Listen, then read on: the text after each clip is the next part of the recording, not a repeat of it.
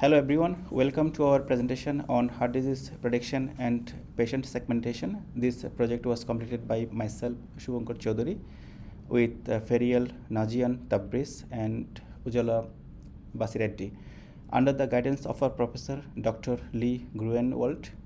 Today, we're going to discuss how we used data mining and machine learning techniques to address critical healthcare challenges.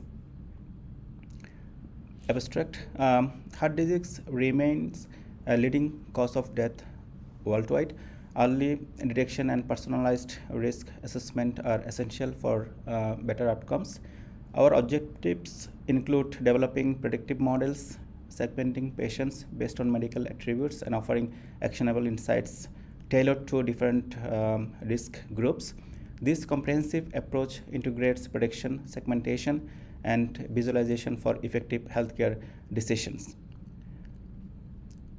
Our project has three key objectives, that is predict heart disease risk. We utilize advanced machine learning algorithms including logistic regression, decision trees, and care nearest neighbors to analyze patient data and provide accurate predictions. And the second objective is segment patients based on medical characteristics. This helps us identify critical risk factors and trends, allowing for a deeper understanding of the factors contributing to heart disease risk, and provide actionable advice tailored to risk cluster. For high risk cluster, we recommend lifestyle changes such as dietary adjustment, increased physical activity, and regular health monitoring. Heart disease and data complexity. So, heart disease prediction presents significant challenges due to the complexity of medical data. Traditional clinical approaches often depend on subjective judgment, which can lead to inconsistencies.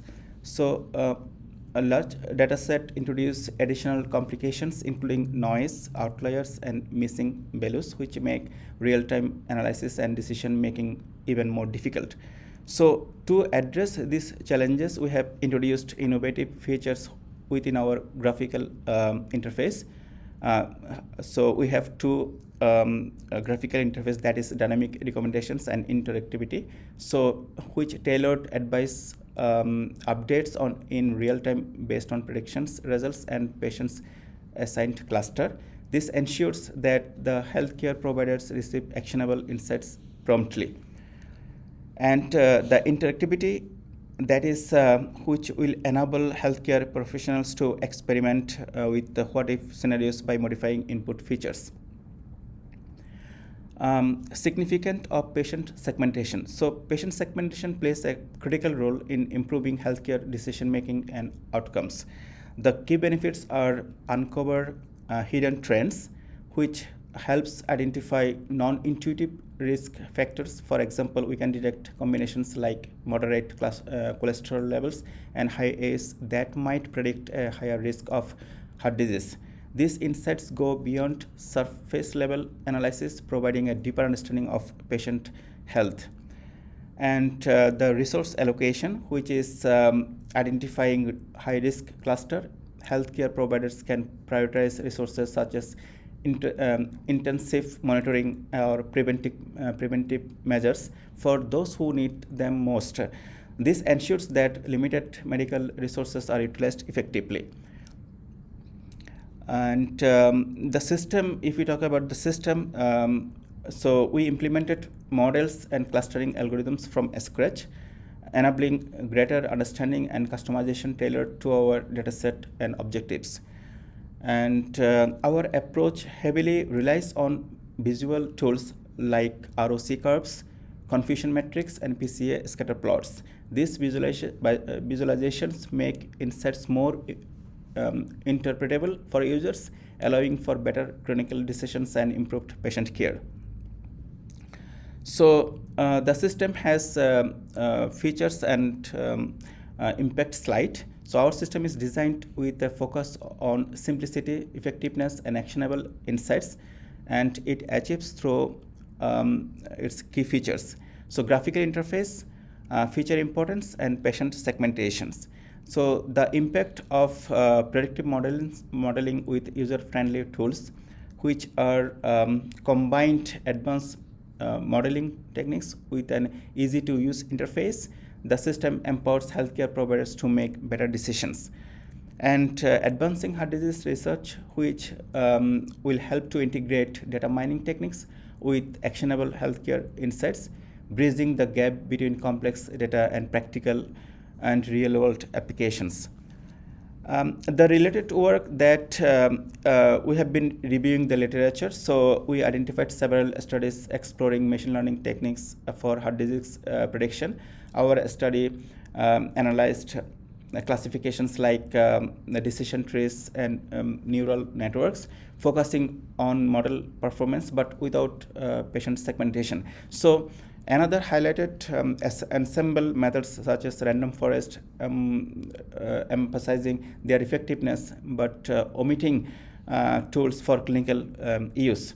So and also we got to know that they used knife-based SBM and KNN, addressing pre-processing and efficiency but lacking segmentation and iterative tools. So lastly, a hybrid model study prioritized performance through genetic algorithms but didn't emphasize clinical implementation. So if we talk about the gaps that we identified, that is three significant gaps in the current approaches to heart disease prediction, patient segmentation, which are lack of effective patient segmentation. Many existing systems fail to uncover hidden trends that could provide insights into patient health and enable personalized risk management strategies. And the other is limited user-friendly interfaces and visualization tools. Most tools lack intuitive interfaces and robust visualizations. These limitations reduces their practical adaptation, particularly in clinical settings where healthcare providers need actionable insights for quick decisions. And third one is insufficient integration of predictive models with visualization. So here the input sources, that is we used to way of getting the data. One is the manual input, another is the batch upload. And in data processing, we handled missing values, encode categorical variables, normalize continuous variables, and remove outliers. In predictive modeling, we used logistic regression, decision tree, k-nearest neighbors, and these are the three modeling techniques we used in our project. And patient segmentation. For patient segmentation, we use k-means clustering, elbow method, and cluster analysis outputs. And for the visualization, we try to draw dynamic charts, PCA, scatter plots, and confusion metrics. And for the recommendation, we recommend high-risk clusters that will tailor advice, includes dietary adjustment, regular monitoring, and increased physical activity to reduce risk. Dataset. We used dataset that is our analysis is based on a dataset that is obtained from UCI machine learning repository. So there are few key attributes that are age, sex, chest pain type, resting blood pressure, and serum cholesterol. These are the main important features that we got from the dataset. System architecture. If we talk about the system architecture, we so allows that will allow users to upload a CSV file containing multiple patient records, and we designed for entering a single patient's details, provides immediate heart disease risk predictions and segmentation results. So in the pre-processing layer, categorize categorical variables were hot, encoded, and continuous variables were normalized for consistent analysis. And for the patient segmentation module, we use This slide highlights the patient segmentation module, which uses a custom k-means clustering algorithm developed from a sketch. So we used 4 cluster 0, 1, 2, 3. And for the visualizations, we tried to highlight key visualizations and insights from our system for heart disease prediction and patient segmentation. So and for the patient segmentation, we use PCA scatter plots and some other visualization technique to produce our data. Now at this moment, I'm requesting our another team member, Ujjwala, to continue the presentation. Thank you so much. So I will be continuing with the data pre-processing. So like we know that data pre-processing is an essential step in preparing the data set for machine learning to ensure high quality input and improve model performance. So what we did was we handled the missing values. The data set was like thoroughly examined for missing values, and it was confirmed that no data was missing in any of the columns. As a result, no imputation or removal of records was required, ensuring that the data set was complete and ready for further pre-processing. And we also did normalization. Here, the continuous variables, including age, TREST PPS, call, and TALAC, and old peak, were standardized. Standardization scaled these features to have a mean of 0 and a standard deviation of 1, ensuring that variables with different scales contributed equally during model training. This step is especially important for machine learning algorithms, like we have used k-nearest neighbors here, which are sensitive to the scale of features.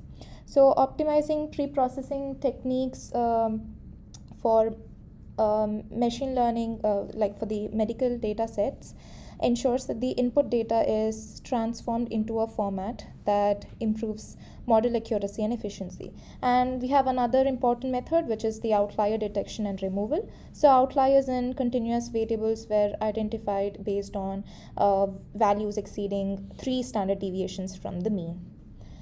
And now let's discuss about the EDA. This is an analysis approach that identifies general patterns in the data set. So in the continuous data analysis figure, so it illustrates that the histograms of standardized continuous variables, including age, TREST PPS, call, TALAC, and old peak.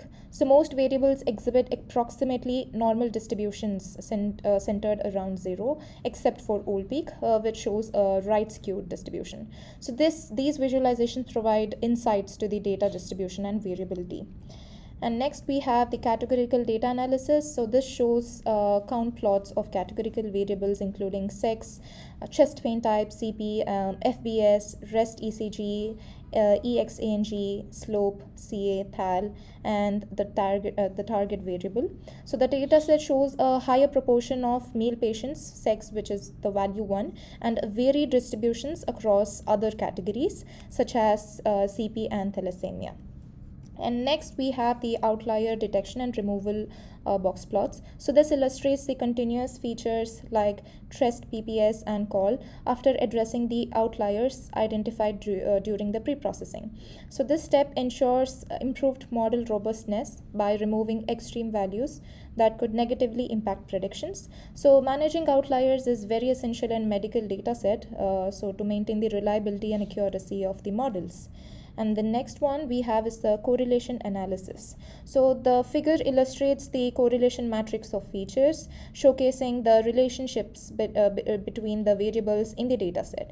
So we see the notable correlations include a strong positive relation between the TALAC and target, as well as a negative correlation between old peak and target, and other features, such as age and call, exhibit weaker correlations with the target value. So these insights guide feature selection and highlight the significance of understanding variable interactions in predicting the heart disease here. And then we have the feature importance.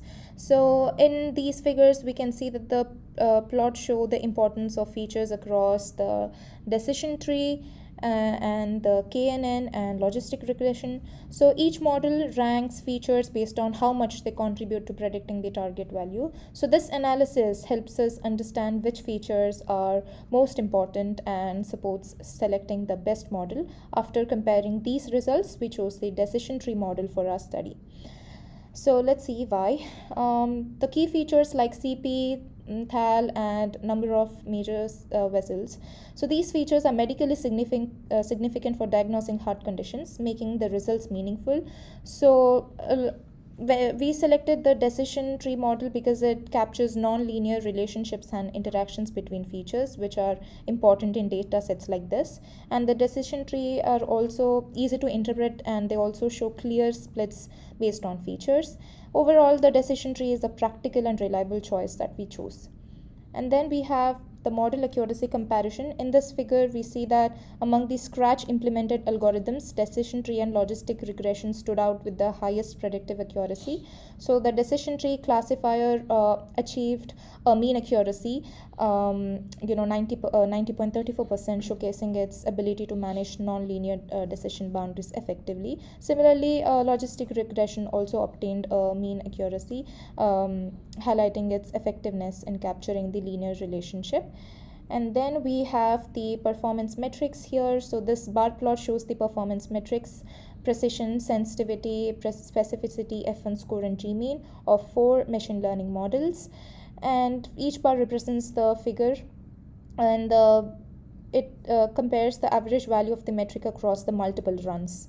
And then we have the decision tree model performs the best of the most metrics because it shows its strength in identifying positive cases while minimizing the false negatives.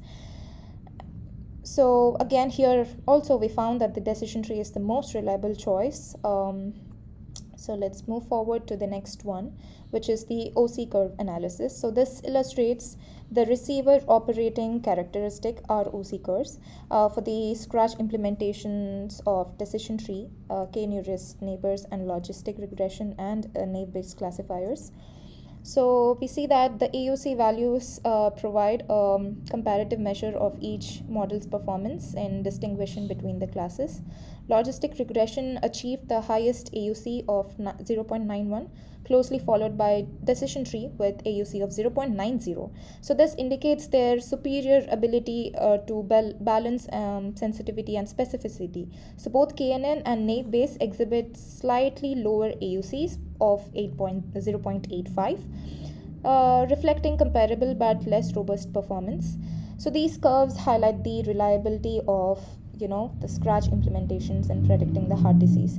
And here in these figures, we see the confusion matrices of decision tree, KNN, and logistic regression, naive-Bayes classifiers. So these are all implemented from Scratch. So these matrices provide an in-depth analysis of each model's predictive performance by comparing the actual and predicted labels. And then again, we chose decision tree here. So because the heart disease risk prediction, due to its high accuracy, interpretability, and ability to visualize feature importance. And it provides valuable guidance into factors contributing to heart disease risk. And now my teammate Ferial will be taking over from here.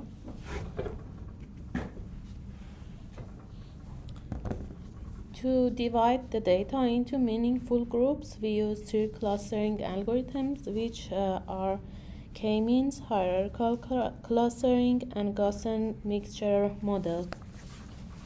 After testing these methods, k-mean gave the best result. It created well-separated and balanced groups, and it was also the fastest to compute. We used the elbow method to find the best number of clusters, which was 4. This method helped us balance between minimizing error in grouping SSE and avoiding too many clusters. Hierarchical clustering was useful for understanding relationship between groups, but it created clusters of very different sizes, which made the result harder to interpret. GMM, on the other hand, struggled to separate the groups well because it assumes that the data follows a normal distribution, which didn't fit our dataset.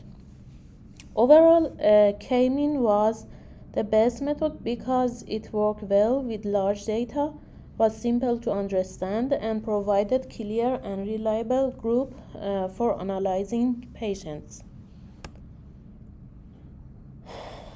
Here you can see the elbow method, which is a technical used to find the best number of clusters for dividing a dataset.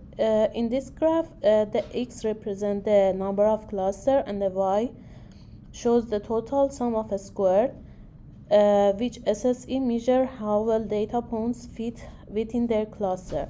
As the number of clusters increase, the SSE gets smaller because the data points are grouped more closely. However, after certain number of clusters, the improvement becomes smaller, creating an elbow shape in the graph. In this case, the elbow appears at k equal to 4, which is highlighted by the red dashed line. This means that using 4 clusters gives a good balance between grouping the data effectively and avoiding too many clusters, which can cause overfitting. So 4 clusters were chosen as the best option for this segmentation.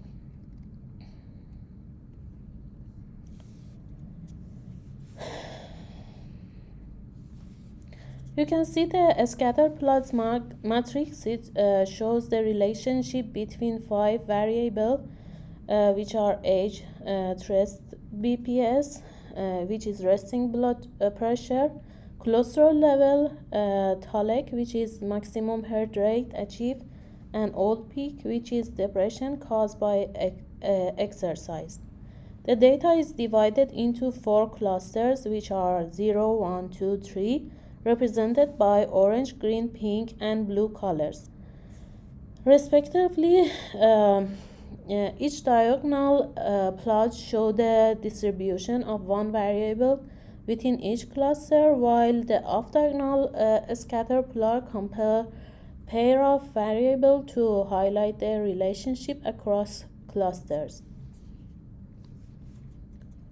In the diagonal plot, you can see for age, which is pink, is concentrated in a lower age range, representing younger individual. In the blue cluster, spanned a wide age range, including older individuals. For rest blood pressure, the distribution of cluster orange and cluster blue cover a broader range, indicating that these clusters include individuals with diverse blood pressure level. And in cluster green and pink are more concentrated, suggesting more uniform blood pressure values within these clusters.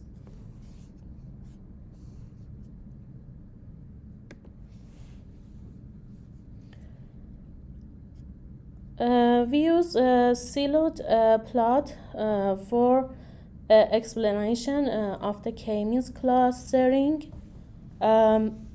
This siloed plot illustrates the quality of clustering achieved using the k-means algorithm, with 4 clusters represented by distinct colors, which are red, green, orange, and blue.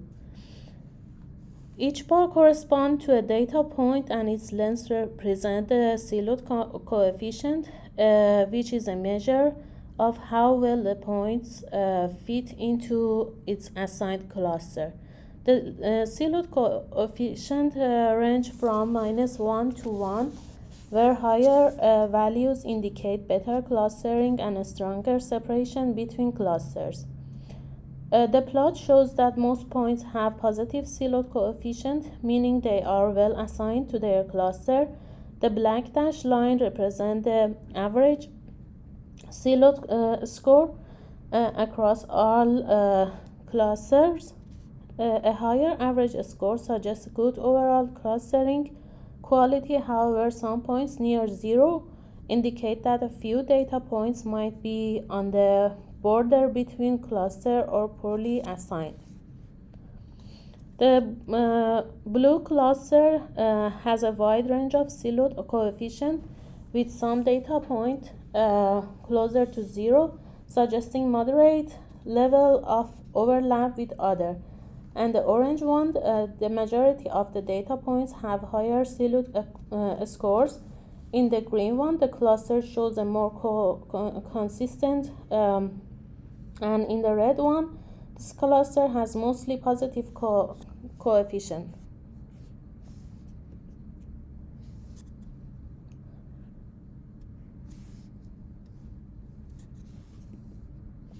These bar plots show the proportion of data points in different clusters for categorical variable. Each cluster is represented on the X and Y, indicates the proportion of data points within the cluster. The variation in the bar height show how each categorical variable is distributed across cluster.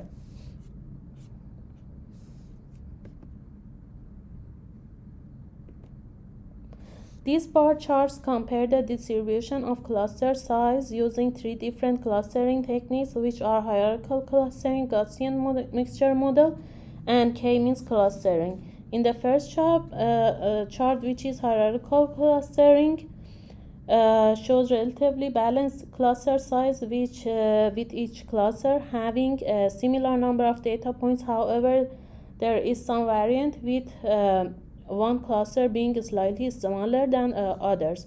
This suggests that hierarchical cluster divides the dataset into groups of comparable size, but it may not always handle imbalance in the data perfectly. The second one is GMM clustering, show a highly uneven distribution.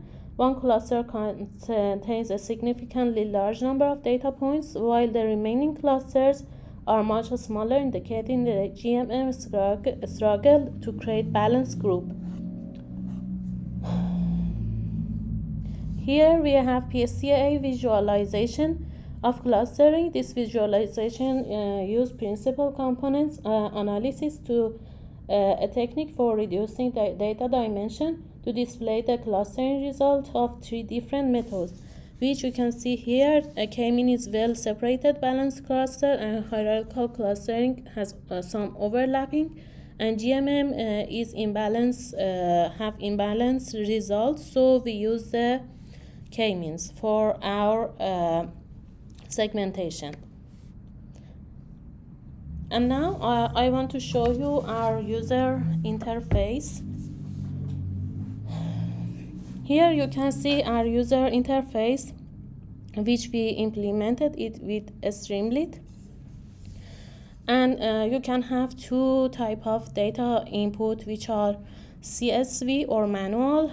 And here in the left side, you can choose either the prediction or patient segmentation. Now we want to try the prediction. So I want to upload the CSV file here.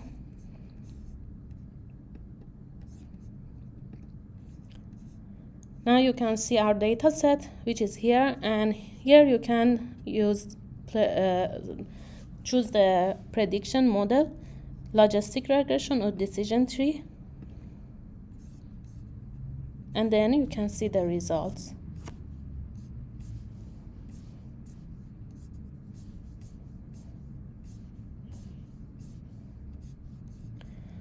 And it will show the model performance metrics, which are accuracy, precision, recall, F1 score. As you can see, the accuracy is 91%, which is good. And the confusion matrix here, it shows the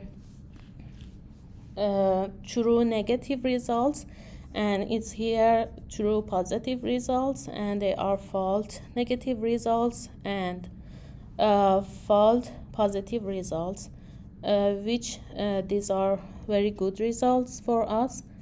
And you can see our F1 score here, the accuracy, average, weight, average, and also it provided for us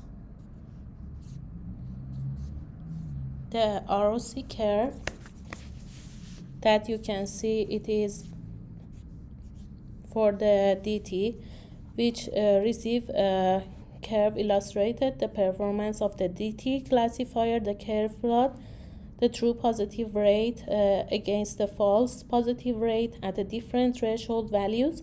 The closer the curve is to the top left corner, the better the model performs. And the AUC is 0.96, which indicate excellent classification. And now let's try it with logistic regression model to see what result it will give us. Here you can select logistic regression model and train model and predict, and it shows for each sample the low or high risk prediction. And you can see the model performance, confusion matrix here, and accuracy, which is 83%, and the ROC curve. As you can see, the ROC curve and accuracy was better for the DT, so we choose a DT. It was our best model. And also user can try the manual option.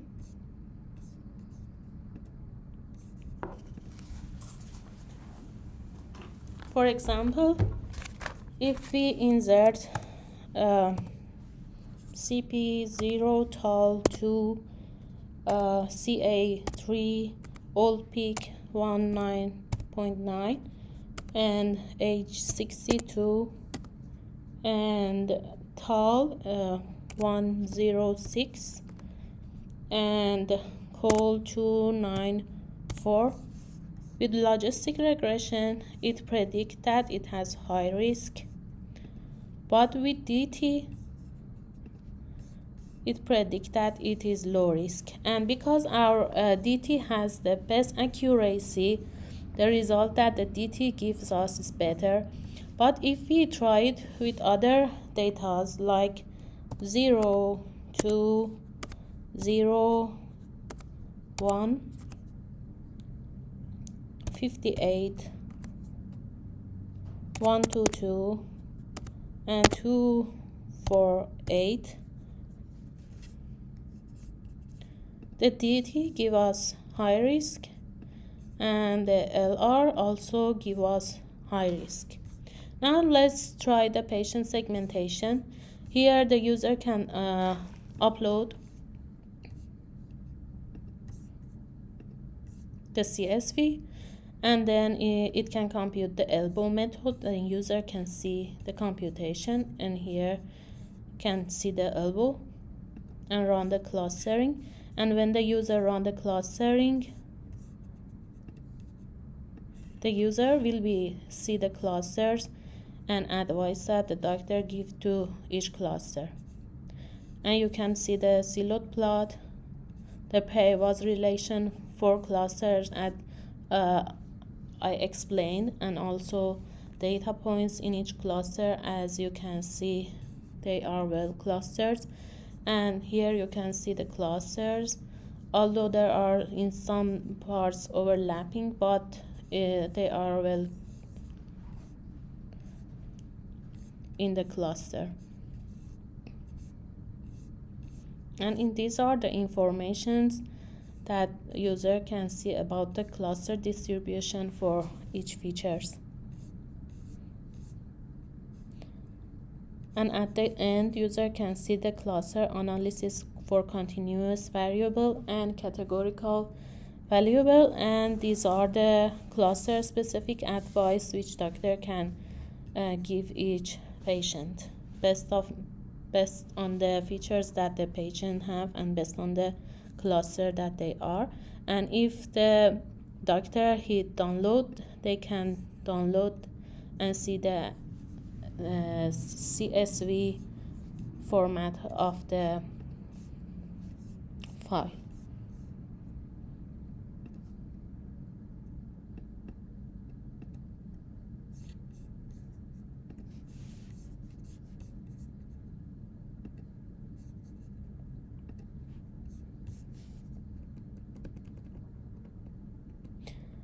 Now for our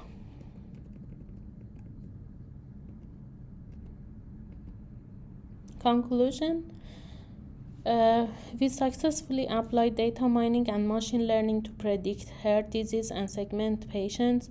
We use tools like decision tree, logistic regression, and k-means clustering to provide actionable insight.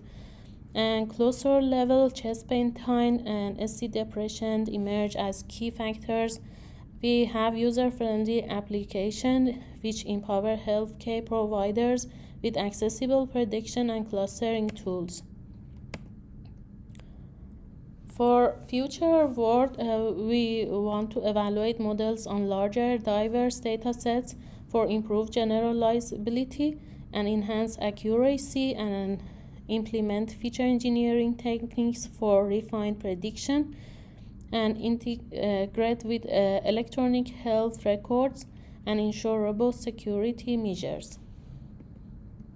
Thank you so much.